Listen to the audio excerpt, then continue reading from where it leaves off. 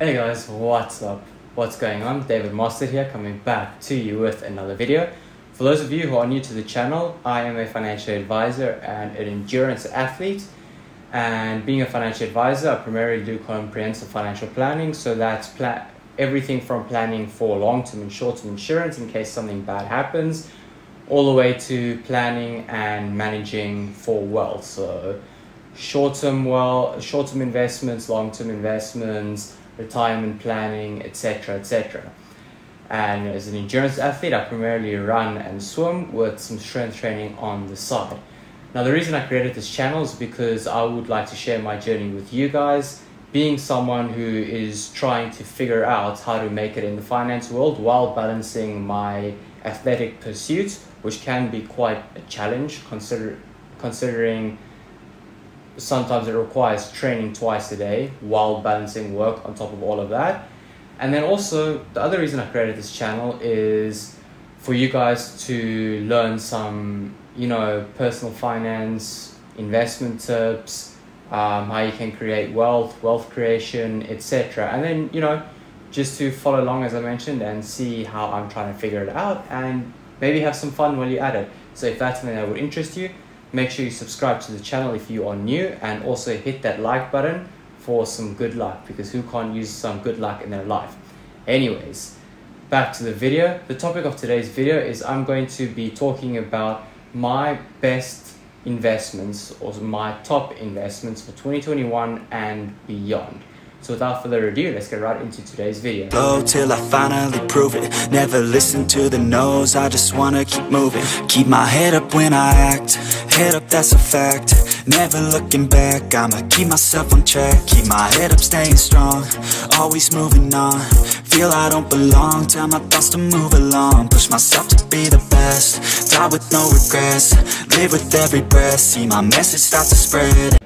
So, coming in at number one, and this is by far my all-time favorite type of investment, has always been and probably will always be for numerous reasons, but it is index funds, whether it is low cost or high cost index funds, but preferably low cost index funds. Basically, what an index fund is, it is a fund that tracks the performance of an industry or a group of companies as a whole. The most easiest and well-known example is the S&P 500. The S&P 500 tracks the overall performance of the 500 largest companies in the US. Now, the index S&P 500 is a high-cost index fund, so it's a little bit more difficult to get in if you're a smaller investor because of the high barrier to entry. But as you can see from this chart over here, the overall performance of the S&P 500 has been insane. I mean, for the past 20-30 years, it has annually compounded by anything from 10 to 15% on average, and some years even going 20 plus. And I mean, most fund managers nowadays dream of getting those numbers. And I mean, for literally just putting your money in the index fund and letting it grow and doing nothing with low fees, I'll take 10 to 15% annually. But if the S&P 500 is a little bit too high barrier of entry cost, then what you can do is go for lower cost index funds which mirror the performance of the S&P 500. For example, here is a list. Now, these companies are low cost index funds, so they're a little bit cheaper to get into if you're a smaller investor. So like I said, my absolute most favorite investment and highly suggestible for everyone is index funds. And I firmly believe that most people should have 80 to 90% of their portfolio in index funds, whether it is just one large lump sum going in, or preferably one large lump sum at the start and then monthly contributions into the low cost or high cost index fund, whichever index fund you choose.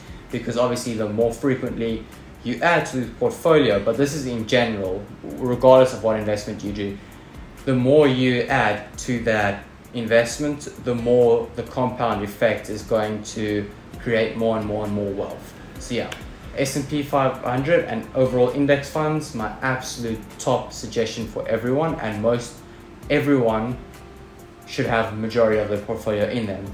Pick number 2 is real estate.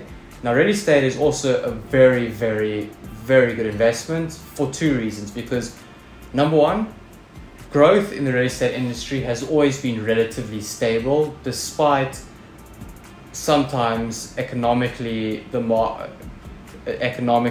being in a bad position or the markets being in a bad place. The real estate, with 2008 being an exception, has always kept a decent growth. And also number 2, you can benefit from rental income if you do own the property and you lease it, obviously. The most basic reason why I believe real estate is such a great investment is because no matter what happens in the world and how much things change, people will absolutely always need a place to live. That's the easiest way to look at it. Now, yes, I do know that the barrier to entry in real estate is quite costly because, you need a lump sum, you need a good credit score, etc., etc. So the other alternative is investing into real estate investment trusts. Now, these are companies, investment funds, which have set up real estate investment trusts. So basically, this company invests in a building or a bunch of real estate properties, blah, blah, blah. And then they open a fund for people to partake and buy like small portions of this investment. So it's a little bit smaller barrier of entry, and as you can see by this list over here, there are plenty of real estate investment trusts that you can choose from, and the performance overall of real estate investment trusts have been very, very good, sometimes even outperforming the markets. So number 2, real estate, and if you can't afford buying an actual property, then real estate investment trusts. Investment type number 3, commodities, and more specifically gold. Now, gold, I wouldn't necessarily put a large chunk of my portfolio in gold because it isn't really a growth asset or a growth investment.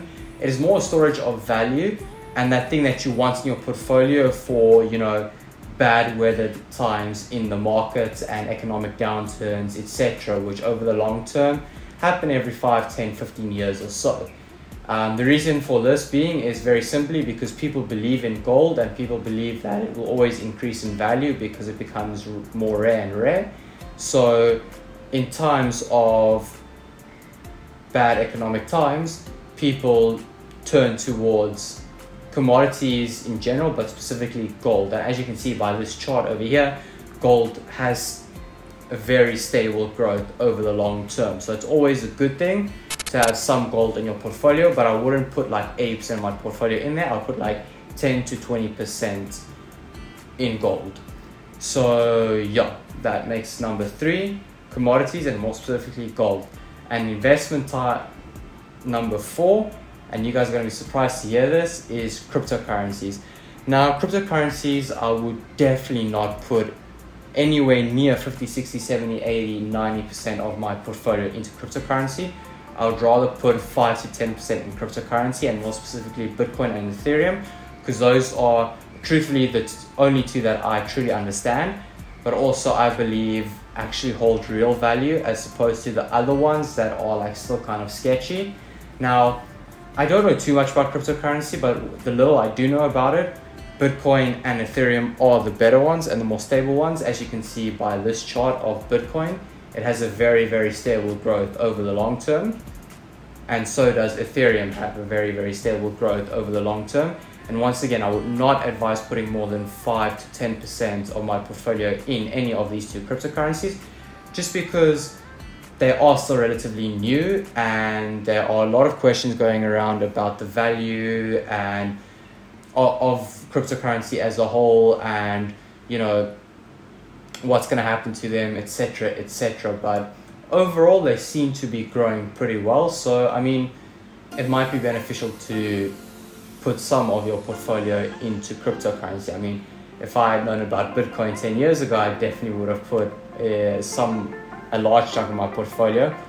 But yeah, regardless of that, cryptocurrency is my 4th pick. So just to sum it all up, my absolute favorite, index funds.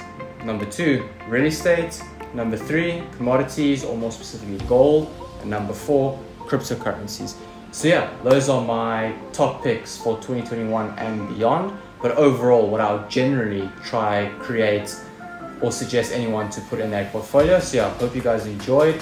Hope you guys found some value in this and learned something from it. If you guys did, make sure to hit the like button. And if you guys haven't already, subscribe to the channel. And I'll see you guys in the next one. Peace out, legends. Bye.